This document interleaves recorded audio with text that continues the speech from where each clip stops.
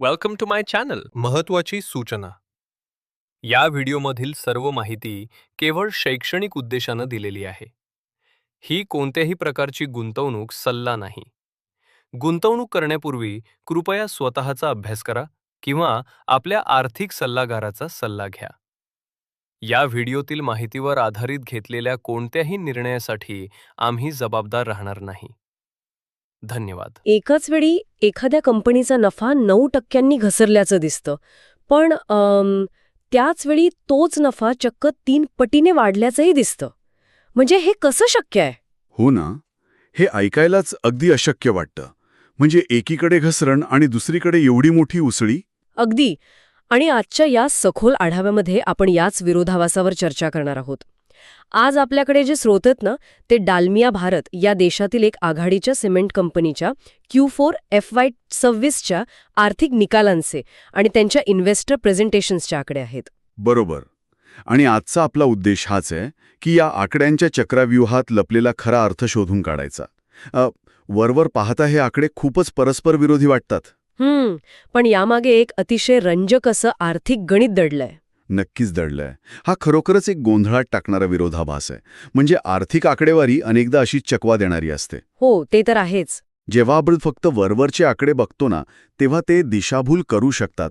पण जर या आकड्यांच्या मुळाशी जाऊन त्यांची योग्य सांगड घातली तर तिथे एक अतिशय स्पष्ट आणि तर्कशुद्ध कथा दिसते आपल्याला. म्हणजे एकाच वेळी नफा घसरण्यानी वाढणे हे नक्की काय प्रकरण आहे? बघा, हे 2 वेगवेगळ्या कालखंडांशी केलेल्या तुलनेचे परिणाम आहेत.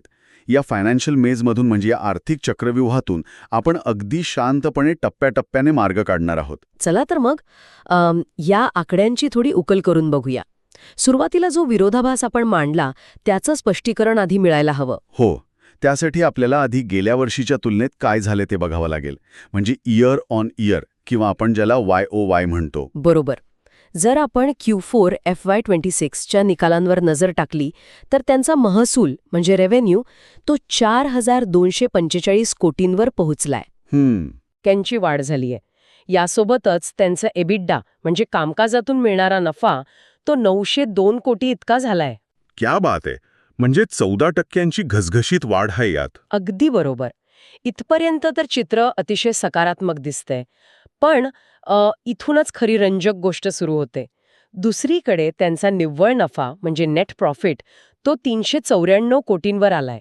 अरेच्चा. हो ना, ही तब्बल 9% घसरण आहे. आणि साहजिकच यामुळे त्यांचा EPS म्हणजे प्रति शेअर कमाई सुद्धा 20 रुपये 63 पैशांवर आलीये.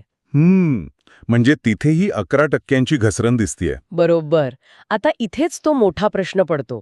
महसूल वाढतोय, कामकाजातून मिळणारा नफा 14% वाढतोय, मग हा अंतिम नफा का घटतोय?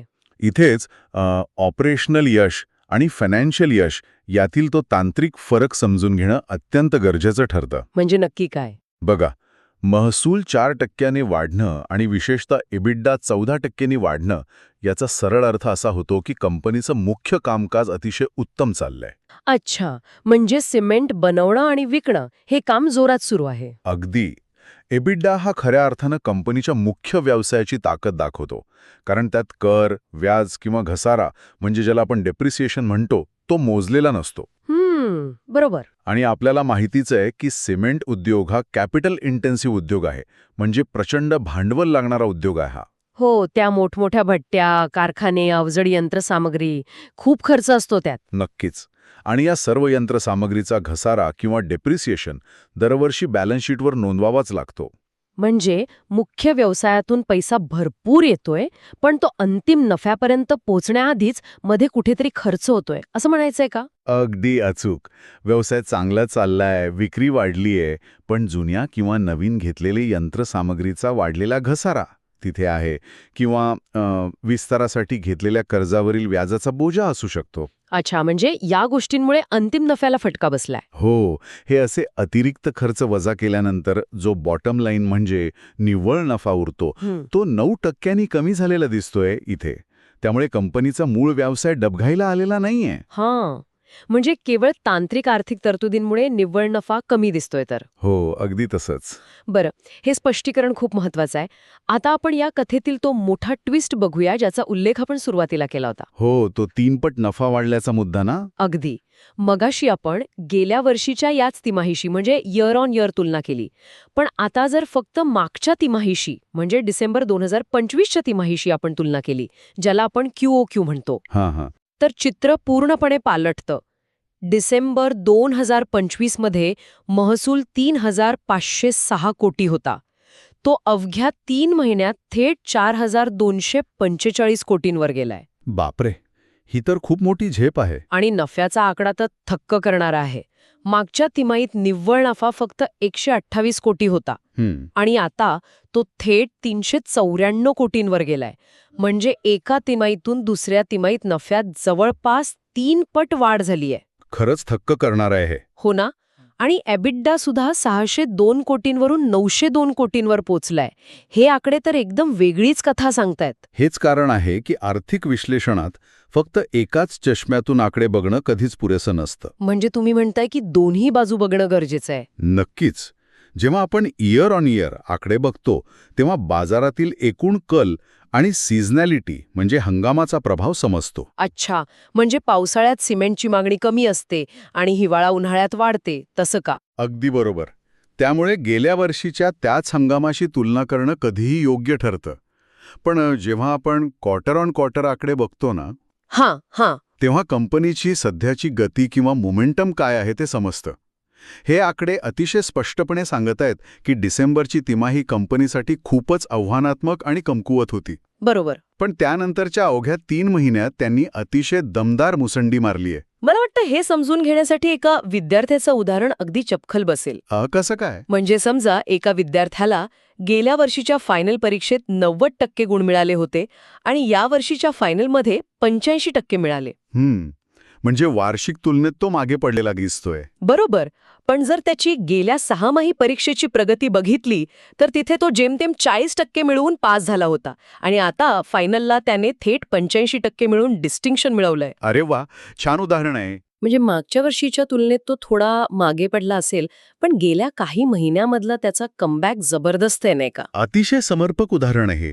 तो विद्यार्थी म्हणजे आपले डालमिया भारत आणि त्याचं जेमतेम पास होणं म्हणजे त्यांची ती मागची कमकुवत तिमाही. अगदी. यावरून हे समजतं की जरी वार्षिक तुलनेत नफा थोडा कमी दिसत असला तरी सध्याच्या घडीला कंपनीने आपलं संतुलन पुन्हा मिळवलंय आणि गती पकडलीये. आणि बाजाराला नेहमी सध्याची दिशा काय आहे हे जाणून घेण्यात जास्त रस असतो, हो ना? नक्कीच. आणि ती दिशा इथे स्पष्टपणे वरच्या दिशेने जाणारी दिसतीये. बरं, मग आता या एका तिमाहीच्या आकड्यांवरून संपूर्ण वर्षाचा अंदाज लावणं घाईचं ठरेल.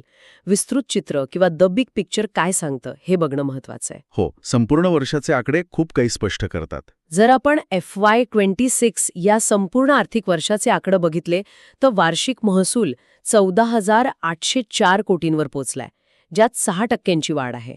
चांगली वाढ आहे ही. संपूर्ण वर्षाचा एबिडा 3,083 कोटी झालाय, जी तब्बल 28% वाढ आहे.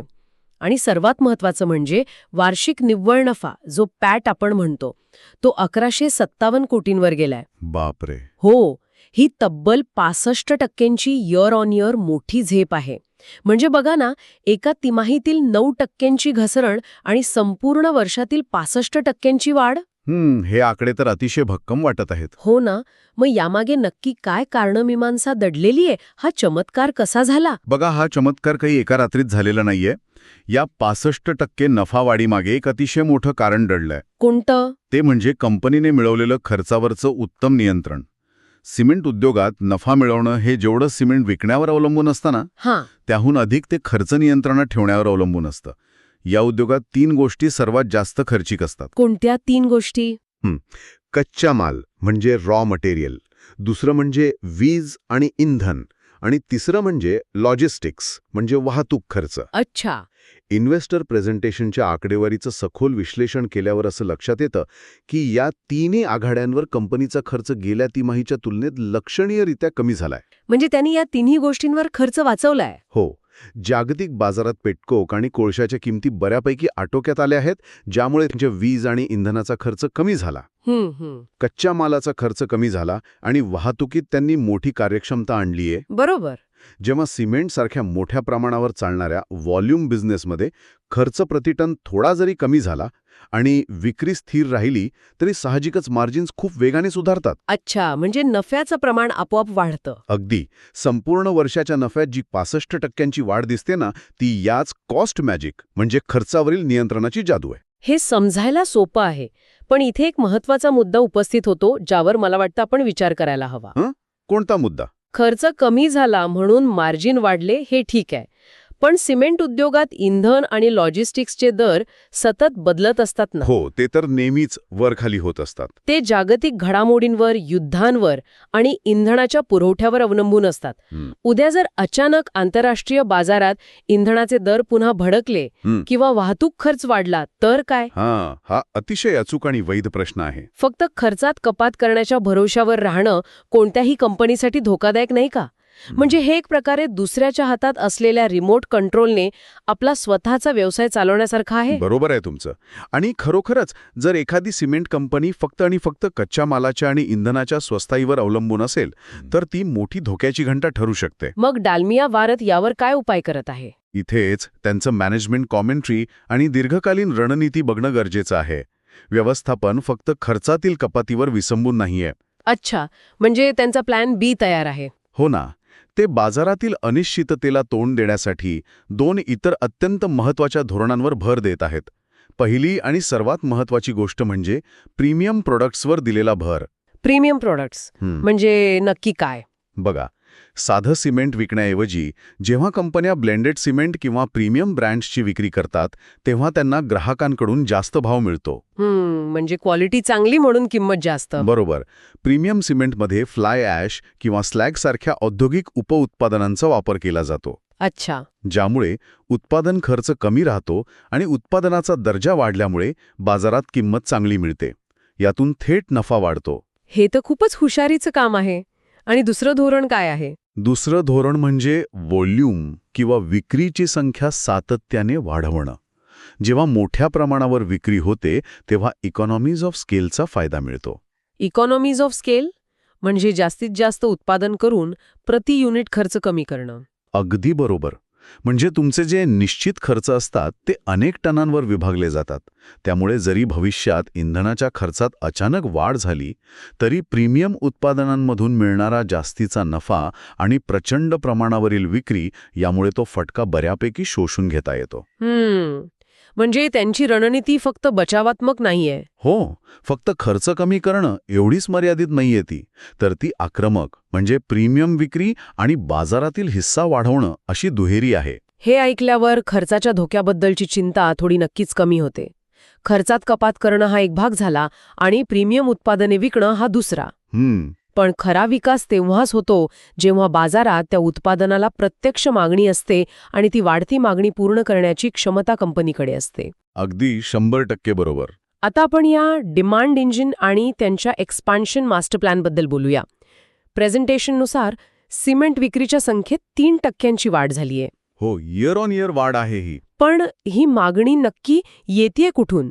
अर्थव्यवस्थेचा असा कोणता भाग आहे जो सिमेंटची इतकी मोठी भूक निर्माण करतोय? ही मागणी समजून घेण्यासाठी आपल्याला देशाच्या मॅक्रो इकॉनॉमिक्सकडे म्हणजे व्यापक अर्थशास्त्राकडे बघावं लागेल. ही मागणी प्रामुख्याने 3 मोठ्या आणि भक्कम स्रोतांमधनं येत आहे. पहिला आणि सर्वात मोठा स्रोत म्हणजे गव्हर्नमेंट कॅपेक्स म्हणजे सरकारी भांडवली खर्च. अच्छा, म्हणजे सरकार जे मोठे इन्फ्रास्ट्रक्चरचे प्रोजेक्ट्स करतंय ते. हो, सध्या देशभरात रस्ते, महामार्ग, पूल, मेट्रो प्रकल्प प्रचंड वेगाने उभारले जात आहेत. या सर्व प्रकल्पांसाठी सिमेंट हा सर्वात मूलभूत घटक आहे. बरोबर. आणि दुसरा स्रोत? दुसरा मोठा स्रोत आहे हाऊसिंग स्कीम्स म्हणजे गृहनिर्माण योजना. प्रधानमंत्री आवास योजनेसारख्या योजनांतर्गत ग्रामीण आणि निमशहरी भागात मोठ्या प्रमाणावर परवडणारी घरं बांधली जात आहेत. तिथेही सिमेंटची मोठी गरज असतेच. आणि तिसरा स्रोत आहे खासगी क्षेत्रातील पायाभूत सुविधांचा आणि रिअल एस्टेटचा सर्वांगीण विकास. म्हणजे एकंदरीतच सर्वच बाजूंनी मागणी वाढतीये. हो, सिमेंट हा असा उद्योग आहे जो देशाच्या GDP वाढीशी थेट जोडलेला असतो. अर्थव्यवस्था जेवढी वेगाने वाढेल तेवढीच सिमेंटची मागणी वाढणारच. नक्कीच. आणि सध्या तरी या तिन्ही क्षेत्रामध्ये अतिशय मजबूत वाढ दिसत असल्याने किमान नजीकच्या भविष्यातील मागणीची कोणतीही मोठी चिंता सध्या तरी दिसत नाहीये. आणि या वाढत्या मागणीचा पुरेपूर फायदा उचलण्यासाठी डालमिया भारताने आपली कंबर कसलीये हे त्यांच्या विस्ताराच्या योजनांवरून तर स्पष्ट दिसतंय. हो, त्यांचे आकडे खरोखरच लक्ष वेधून घेणारे आहेत. म्हणजे बघा, कंपनी आपली एकूण उत्पादन क्षमता सध्याच्या 49.5 दशलक्ष टनांवरून थेट 61 दशलक्ष टनांपर्यंत वाढवणार आहे. बापरे, हे एक अतिशय मोठं पाऊल आहे. हो ना. यासाठी बेळगाव, पुणे आणि कडप्पा येथे त्यांचे नवीन प्लांट उभे राहत आहेत. पण इथेच एक वेगळीच आणि आश्चर्यकारक गोष्ट जाणवते. काय बरं? साधारणपणे कॉर्पोरेट विश्वात जेव्हा एखादी कंपनी इतक्या वेगाने आणि मोठ्या प्रमाणावर विस्तार करते, नवीन प्लांट्स टाकते, तेव्हा ती साहजिकच मोठ्या कर्जाच्या ओझ्याखाली दबते. बँकांकडून हजारो कोटींची कर्जे घेतली जातात. अगदी. आणि त्यांची बॅलन्स शीट खराब होते. पण इथे चित्र पूर्णपणे वेगळं आहे. त्यांची बॅलन्स शीट सांगतेय की एका बाजूला हे प्रचंड विस्ताराचं काम सुरू असतानाही दुसऱ्या बाजूला कंपनीने स्वतःवरील निव्वळ कर्ज क्वार्टर ऑन क्वार्टर चक्क कमी केलंय. हो, हे खूपच विशेष आहे. त्यांची कर्जाची पातळी अतिशय नियंत्रणात आहे. हे कसं शक्य आहे? हेच तर या संपूर्ण आर्थिक निकालांचं सर्वात मोठं आणि लपलेलं यश आहे. कॉर्पोरेट आणि फायनान्सच्या भाषेत याला कॅपिटल अलोकेशन म्हणतात, म्हणजे भांडवलाचा योग्य वापर. अच्छा. सोप्या भाषेत सांगायचं तर कंपनी स्वतःच्या व्यवसायातून येणारा नफा आणि ऑपरेटिंग कॅश फ्लो इतक्या हुशारीने आणि शिस्तीने वापरत आहे की या नव्या आणि आभाडव्या विस्तारासाठी त्यांना बँकांकडे जाऊन अतिरिक्त कर्जाचा डोंगर उभा करावा लागत नाहीये. क्या बात आहे. म्हणजे स्वतःच्या खिशातूनच गुंतवणूक करतायत ते. अगदी. स्वतःच्या गल्ल्यात जमा होणाऱ्या पैशातूनच ते भविष्यातील वाढीसाठी गुंतवणूक करत आहेत.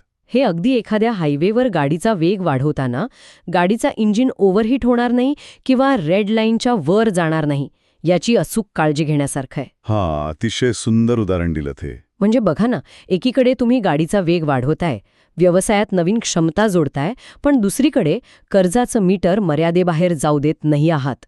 विकासाचा वेग आणि आर्थिक शिस्त यांचा हा समतोल खरोखरच कौतुकास्पद आहे. नक्कीच. आणि याच शिस्तीमुळे त्यांची आर्थिक स्थिती अतिशय निरोगी मानली जाते. हां. कर्ज नियंत्रणात असण्याचे सर्वात मोठे फायदे कठीण काळात दिसतात. समजा भविष्यात बाजारात मंदी आली किंवा सिमेंटची मागणी अचानक घटली, तरी या कंपनीवर व्याजाचा मोठा ताण पडणार नाही. बरोबर. कारण मुळात कर्जच कमी आहे. हो, ज्यात कंपन्यांवर प्रचंड कर्ज असतं त्यांना मंदीच्या काळात व्याज भरणंही कठीण जातं आणि त्या डबघाईला येतात. पण कर्जमुक्तीकडे वाटचाल करणारी बॅलन्स शीट असल्यामुळे डालमिया भारताची रणनीती अतिशय सुरक्षित आणि विचारपूर्वक आखलेली दिसते. ते केवळ विस्तार करत नाहीयेत, तर तो विस्तार शाश्वत राहील याचीही ते पूर्ण काळजी घेत आहेत. तर आता आपण या सगळ्या सखोल चर्चेच्या अंतिम निष्कर्षाकडे वळूया.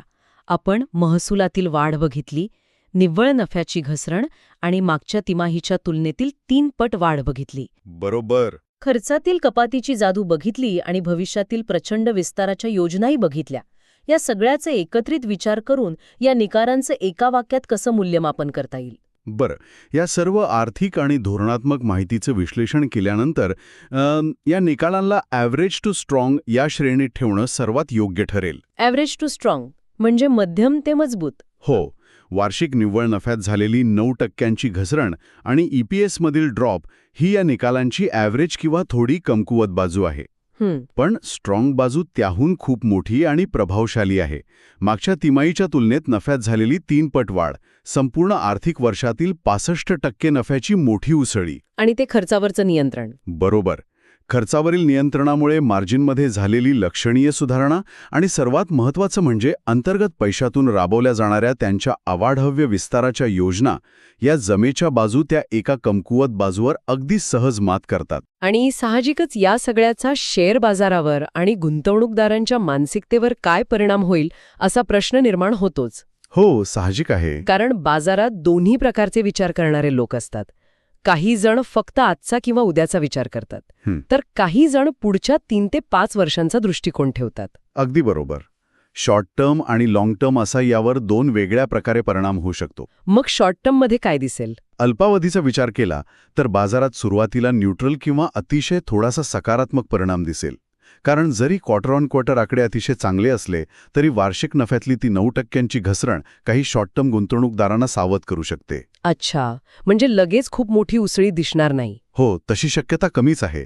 पण जर लाँग टर्म म्हणजे दीर्घावधीचा विचार केला तर हे संपूर्ण चित्र अतिशय सकारात्मक आणि आशादायी आहे. उत्पादन क्षमता 49.5 वरून थेट 61.5 दशलक्ष टनांपर्यंत वाढवणं, पायाभूत सुविधा क्षेत्रात सुरू असलेली देशांतर्गत तेजी आणि मार्जिन सुधारणा या सर्व गोष्टी एका अतिशय भक्कम भविष्याची पायाभरणी करत आहेत. म्हणजे दीर्घावधीसाठी ही एक मजबूत विकासाची कथा वाटतेय तर. नक्कीच. हे सर्व विश्लेषण अतिशय स्पष्ट आणि दिशादर्शक आहे. पण ही चर्चा थांबवण्यापूर्वी एका अशा महत्वाच्या आणि काहीशा दुर्लक्षित मुद्द्यावर लक्ष वेधणं मला गरजेचं वाटतं. कोणता मुद्दा? जो कदाचित या सगळ्या नफ्याच्या आणि विस्ताराच्या आकड्यांच्या उत्सवात मागे राहू शकतो. आणि हा मुद्दा मूळ स्रोतातील एका अतिशय महत्वाच्या आणि धोकाचा इशारा देणाऱ्या सूचनेवर आधारित आहे. अच्छा. सिमेंट उद्योग हा कधीही एका सरळ रेषेत वाढत नाही. तो पूर्णपणे अर्थव्यवस्थेच्या सायकल्स आणि मागणीवर अवलंबून असतो. हां, हे तर अगदी त्रिवार सत्य आहे. डाल्मिया भारत आपली क्षमता थेट 61.5 दशलक्ष टनांपर्यंत वाढवत आहे. नवीन प्लांट्स उभारत आहे. हे आत्ताच्या घडीला खूप आशादायी दिसतं. बरोबर. पण मगाशी आपण बघितलं की सिमेंटची ही सध्याची मागणी मुख्यतः सरकारी पायाभूत सुविधा आणि गृहनिर्माण योजनांवर अवलंबून आहे. आता जरा वेगळा विचार करूया. जर भविष्यात जागतिक मंदी आली किंवा देशांतर्गत आर्थिक परिस्थितीमुळे सरकारी खर्चाचा वेग अचानक मंदावला तर काय होईल? हा, खूपच कळीचा प्रश्न आहे. हो ना. सरकारनं जर नवीन रस्ते आणि पूल बांधणं कमी केलं तर मागणी एकाएकी खाली येईल. अशा वेळी ही जी नव्यानं वाढलेली अवाढव्य क्षमता आहे ती कंपनीसाठी खरोखरच नफा कमावणारी जमेची बाजू ठरेल की ती एक देखभालीचा महागडा खर्च बनून राहील? हा खरोखरच विचार करायला लावणारा मुद्दा आहे. जेव्हा अर्थव्यवस्थेची सायकल विरुद्ध दिशेने फिरते आणि मागणी घटते तेव्हा ही अतिक्षमता किंवा ओव्हर कॅपॅसिटी कंपनीसाठी वरदान ठरते की शाप? हा असा एक महत्वाचा आणि खोल प्रश्न आहे ज्याचं उत्तर भविष्यातील काळच देऊ शकेल. नक्कीच. आणि श्रोत्यांसाठी हा एक उत्तम फूड फॉर थॉट आहे. हो. आणि याच विचार करायला लावणाऱ्या प्रश्नासोबत आजचा आपला हा सखोल आढावा इथेच थांबूया. या रंजक आणि माहितीपूर्ण चर्चेत सहभागी झाल्याबद्दल खूप खूप धन्यवाद. धन्यवाद. व्हिडिओ आवडला असेल तर लाईक करा आणि अशाच युजफुल व्हिडिओसाठी चॅनलला सबस्क्राईब करायला विसरू नका.